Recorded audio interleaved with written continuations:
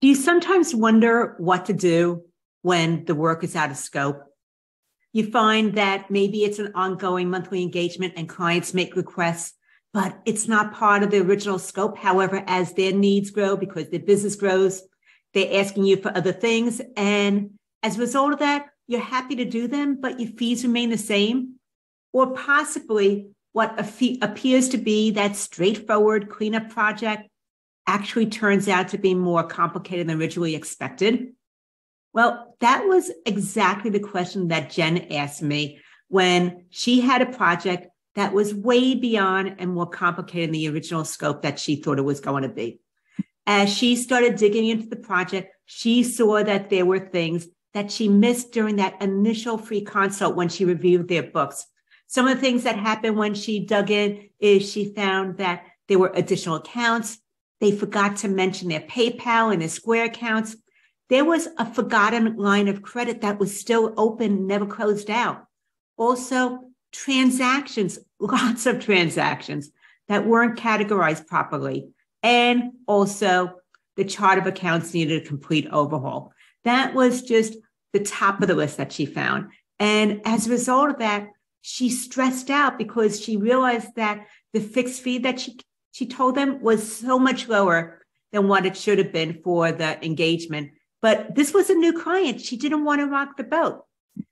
Have you been in that similar situation too? Because I know for me, there were definitely times when I started out eager to help someone, work with someone, and I thought it was going to go one way, and it went in a totally different direction than what I ever anticipated. So here's the deal. When this does happen, there were 3 options that Jen would be able to follow through on that we discussed. The very first one is, yes, you can go back to the client and explain that it's more complicated than originally assessed, that it's going to be a higher fee, and discuss the new fees. The second thing is having a really tight work agreement that outlines the exact scope and explaining to them how there's additional things that need to be done that are outside of the agreement. As a result of that, you need to go ahead and change the work agreement in order to do the project. And the third one is leaving things as is. You don't want to rock the boat. This is a new client. It feels like a difficult conversation that's uncomfortable, and you just want to leave well enough alone, feeling that you'll just make it up on the back end when you get them into a monthly engagement. It'll just be more profitable then. So those are the 3 things that she had as far as options, and that you do also. I want to say this is a difficult learning experience, a learning lesson. And what I realize is that some of my best insights and corrections happen because of mistakes. And when those mistakes happen, instead of beating yourself up and losing sleep for much too long, what you want to do is figure out exactly where that mistake happened. What was it that needed to be corrected in order to avoid this from occurring from here on out?